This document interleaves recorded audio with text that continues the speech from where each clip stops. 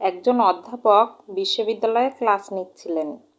Class শুরু হতেই এক ছাত্র শীষ দিয়ে বসল। অধ্যাপক থেমে গিয়ে বললেন, কে শীষ দিল? কেউ কোনো উত্তর দিল না। তিনি আবার পাঠ দেওয়া শুরু করলেন। কিছুক্ষণ পর সেই ছাত্র আবার শীষ দিল।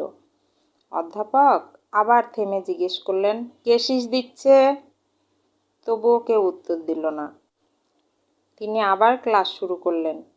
কিন্তু এবার যখন তৃতীয়বারের মতো শীষ এলো, তিনি কলম বন্ধ করলেন এবং বই গুটিয়ে বললেন, আজকের ক্লাস এখানেই শেষ, তবে আমি তোমাদের একটা গল্প শোনাবো। ক্লাসে নেমে এলো নিস্তব্ধতা। সবাই মনোযোগ দিল। অধ্যাপক বললেন, এক রাতে ঘুম আসছিল না। অস্থির হয়ে বাসা থেকে বের হয়ে গাড়ি চালিয়ে কোথাও যাচ্ছিলাম। কোনো নির্দিষ্ট গন্তব্য ছিল না। হঠাৎ দেখি এক বৃদ্ধ মহিলা হাতে ভারী বোঝা নিয়ে রাস্তার পাশে দাঁড়িয়ে আছেন। আমি গাড়ি থামিয়ে জিজ্ঞেস করলাম, মা, কিছু সাহায্য লাগবে কি? তিনি খুশি হলেন, গাড়িতে উঠলেন। চলতে চলতে বুঝলাম তিনি আমাকে ভালোভাবেই চেনেন।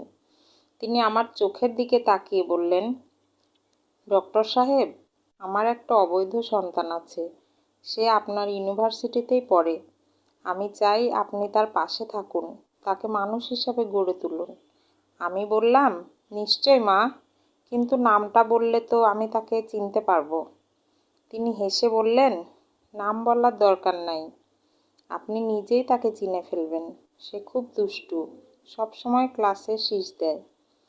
এই কথা শুনে ক্লাসের সব ছাত্র ঘুরে তাকালো সেই শীষ দেওয়া ছাত্রের দিকে।